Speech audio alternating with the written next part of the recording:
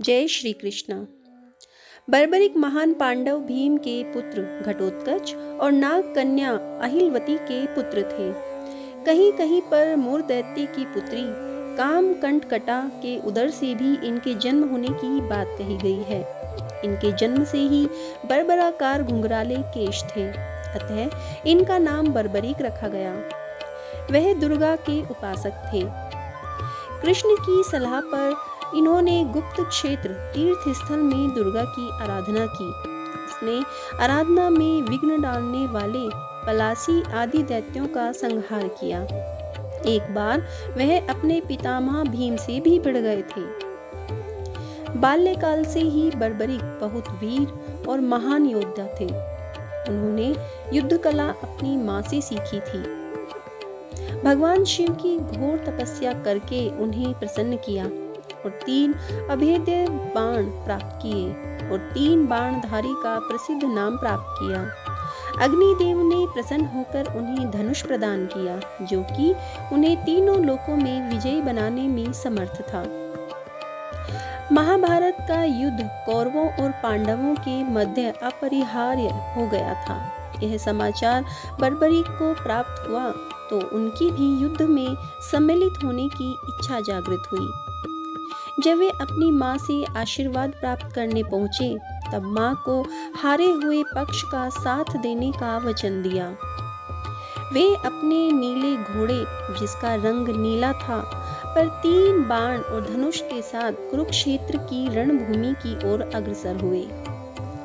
सर्वव्यापी कृष्ण ने ब्राह्मण वेश धारण कर बर्बरीक से परिचित होने के लिए उसे रोका और ये जानकर उनकी हंसी भी उड़ाई कि वह मात्र 3 बाण से युद्ध में सम्मिलित होने आया है।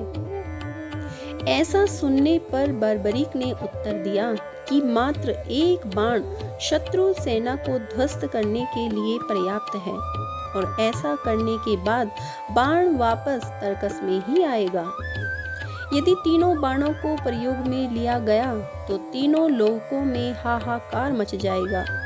इस पर श्री कृष्ण ने उन्हें चुनौती दी कि इस पीपल के पेड़ के सभी पत्रों को छेद कर दिखलाओ जिसके नीचे दोनों खड़े थे। बर्बरीक ने चुनौती स्वीकार की और अपने तुनीर से एक बाण निकाला और ईश्वर को स्मरण कर बाण पेड़ के पत्तों की ओर चलाया। 3 क्षण भर में पेड़ के सभी पत्तों को भेद दिया और कृष्ण के पैर के इर्द गिर्द चक्कर लगाने लगा, क्योंकि एक पत्ता उन्होंने अपने पैर के नीचे छुपा लिया था। बर्बरीक ने कहा कि आप अपने पैर को हटा लीजिए, नहीं तो ये बाण आपके पैर को चोट पहुंचा देगा। कृष्ण ने बालक बर्बरीक से पूछा कि वह युद्ध में किस ओर से सम्मिलित होगा, तो बर्बरीक ने अपनी माँ को दिए वचन दोहराए कि वह युद्ध में उस ओर से भाग लेगा जो कि निर्बल हो और हार की ओर अग्रसर हो। कृष्ण जानते थे कि युद्ध में हार तो कौरवों की ही निश्चित है और इस पर अगर बर्बरीक ने उनका साथ दिया तो परिणाम उनके पक्ष में ही होगा।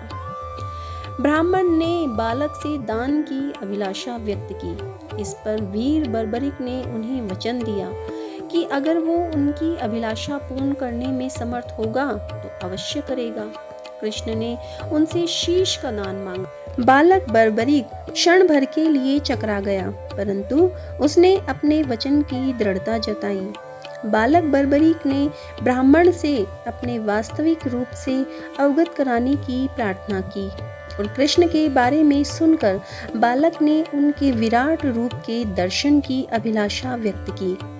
कृष्ण ने उन्हें अपना विराट रूप दिखाया।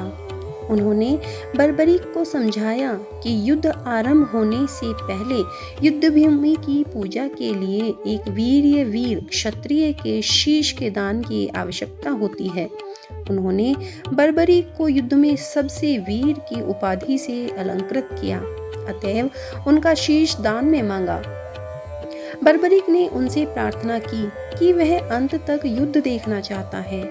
श्री कृष्ण ने उनकी यह बात स्वीकार कर ली। फागुन मास की द्वादशी को उन्होंने अपने शीश का दान दिया।